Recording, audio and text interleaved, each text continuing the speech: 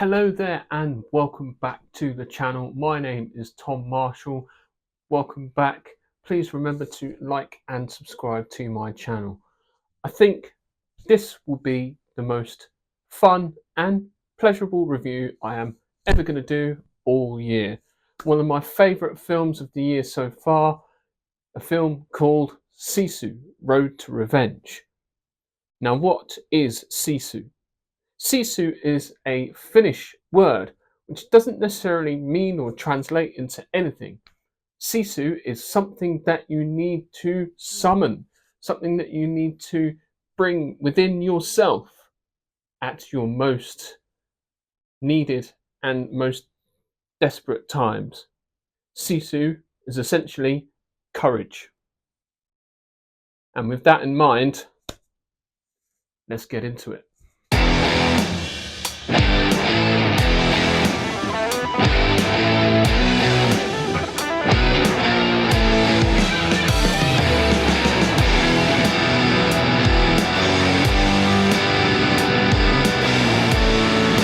Hello and welcome back. Yes, today we are going to look at the film Sisu, Road to Revenge, the follow-up to the highly successful 2022 film Sisu, which is directed and created by Jalmari Hallander. Jamori Tumila returns as the hero, Atami Korpa, and Stephen Lang is the villain, who is Yegor Dragunov. Some terrific casting, and what a film this is. But what we're going to do is cast your mind back to the first film just to get a little context on what is going on. So the first film is set in the last few months of the Second World War, and it's about a seemingly normal Finnish gold miner who is searching for gold and essentially finds some and just digs it out the ground and thinks that his life has completely changed forever and believes like this is his ticket out. And so he's found the gold, he's trying to carry it and then return home with it, except the Nazis catch on and chaos ensues. You soon find out that this seemingly normal gold miner is actually a Finnish Royal Commando who has the skills and the experience in just dismembering and killing everything in sight, which he does in the first film, excuse me. And it is a huge surprise because how does he go from being this sort of rough and ready sort of gold miner into this killing machine of a Finnish commando, which was like such a great hook. A lot of people compared to this film, including myself, as the World War II John Wick film, and the action sequences and the fighting and the dismemberment. At one point, he throws a grenade at somebody's head and it explodes quite spectacularly. Very inventive ways of killing people, almost comical at points. Not cruel, but just like so outlandishly mental that you can't help but laugh. And more of the same in this second film, I am pleased to report. So in this second film, Sisu Road to Revenge, our friend Atami is basically stuck on the wrong side of the line, and this is set after the events of World War II, a few months after, and what has happened is the Soviets have gained territory in Finland and so have moved the border up quite a few miles inland, and so our hero is set up shop here and unfortunately is on the wrong side of the line. And so what he does is he unpacks his house that he's built and puts it on a flatbed truck and makes his way down the 120-kilometer-mile road that leads down to the border. This is where the Soviets find him and try and take him down. They throw literally everything at him. The Soviets are led by Stephen Lang's character, that is Yegor Dragonov's character. You find out that he is actually responsible for the death of Atami's entire family during the war, and also planted the seeds of his being, of his character, of his lust for blood, violence, and revenge. He is the one that created the Finnish Commando and has been locked up in a gulag in Siberia, and his superiors have caught wind that essentially Atami is returning to the Finnish border, trying to escape the occupied part, the Soviet occupied part of Finland.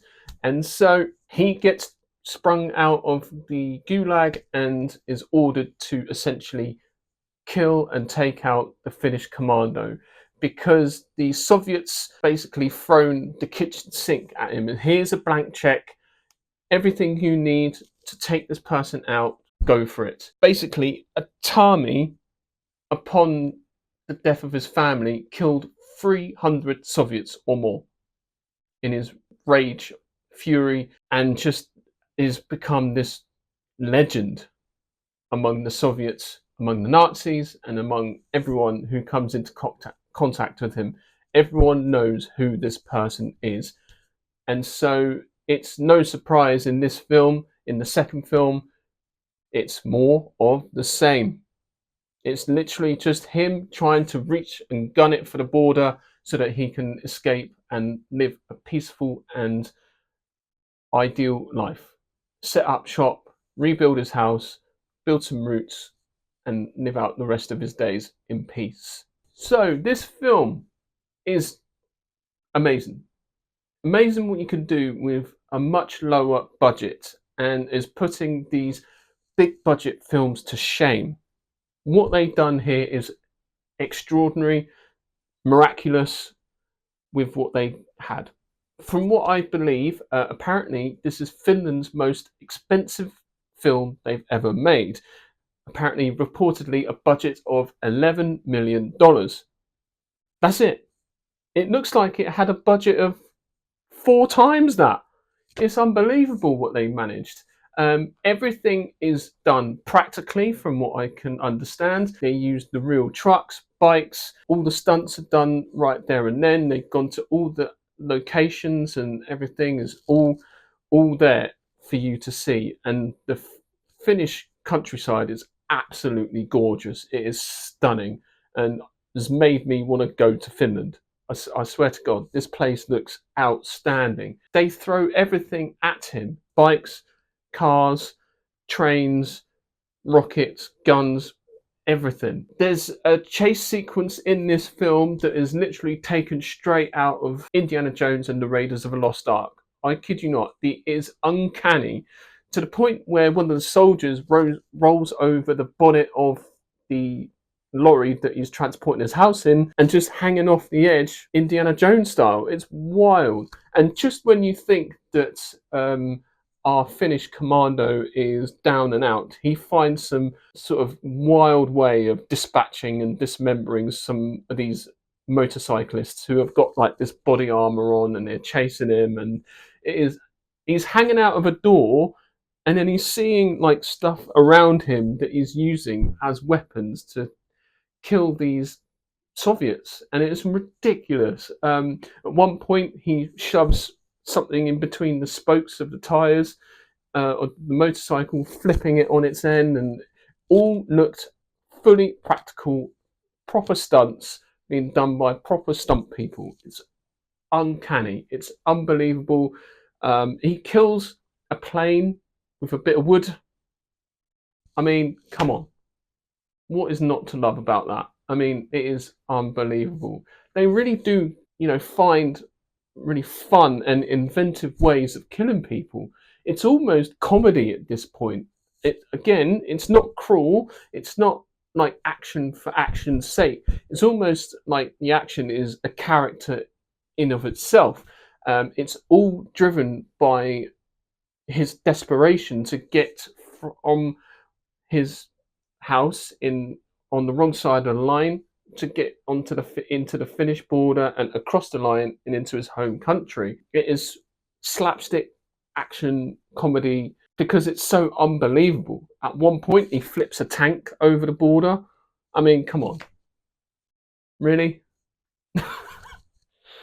I couldn't help but just cheer and laugh and cry tears of joy at this movie. The actor Jorma Tomila, pardon the pronunciation there, but his performance in this is amazing. Considering he doesn't talk or anything like that, he has a lot more to do considering his storyline. He has to emote through body language and facial expressions. All of that is all done without speaking a single word, and it is a masterstroke in acting. Jorma Tomila apparently is a well-renowned theatre actor in Finland, and so now he's way more known for these Sisu films, and I'm so glad he's getting the recognition for it because his performance is great. Dealing with loss, grief, all through the death of his family. Stephen Lang's performance as the charismatic Soviet commander plays a really good villain and counterpart to Jorma Tomila's character. Very, very brilliant piece of casting, which elevates the film even more. I mean, there is one really gruesome scene where towards the end Atami's basically being tortured and Stephen Lang's character Yegor Dragunov is basically explaining what happened during the time when his family was being killed and tortured and all sorts whilst he wasn't there. And so it is brutal, it is savage, but it is required so that basically Atami can bring out that Sisu, that courage that he needs to exact revenge. What's really good also about this film is that the title sequences are in chapters, and each chapter is labeled and named all in yellow, big capital letters. And as the film goes on, they get bloodier and bloodier and bloodier. And it is just a masterstroke. Just the slightest little detail like that, even just with the title sequences. This film, it's multiple different films in one. So, for example, yeah, John Wick, definitely.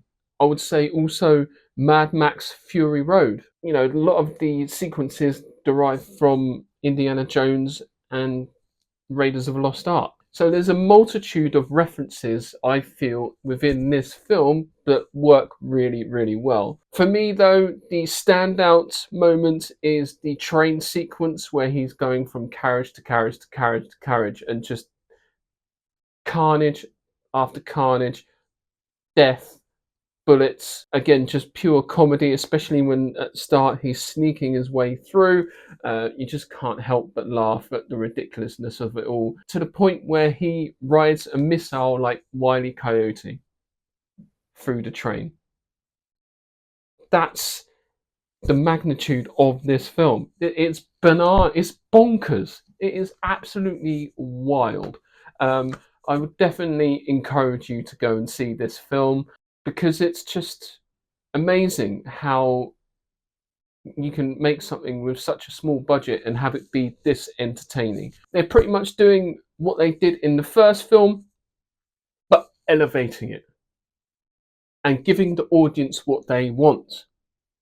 And the director knows his audience, and this is what they want. This is what a great story as well. And yeah, it's probably not going to win any Oscars, but it's not designed for that. It's just good fun. I loved it. I loved it. I mean, yeah, I will praise and sing this film to the heavens and back. These guys, I can't wait see what they do in the third film.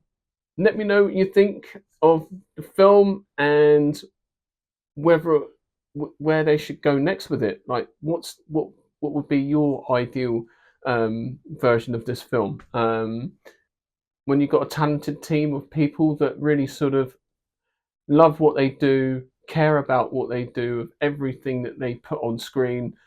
Yeah, they've got the world at their fingertips right now, and I hope they do bigger and better films and go from there. So yeah, who knew? Finland. There we go. Sisu, Road to Revenge. Go see it at the cinema to get the full experience that you need, and I shall see you in the next video. Thank you for watching.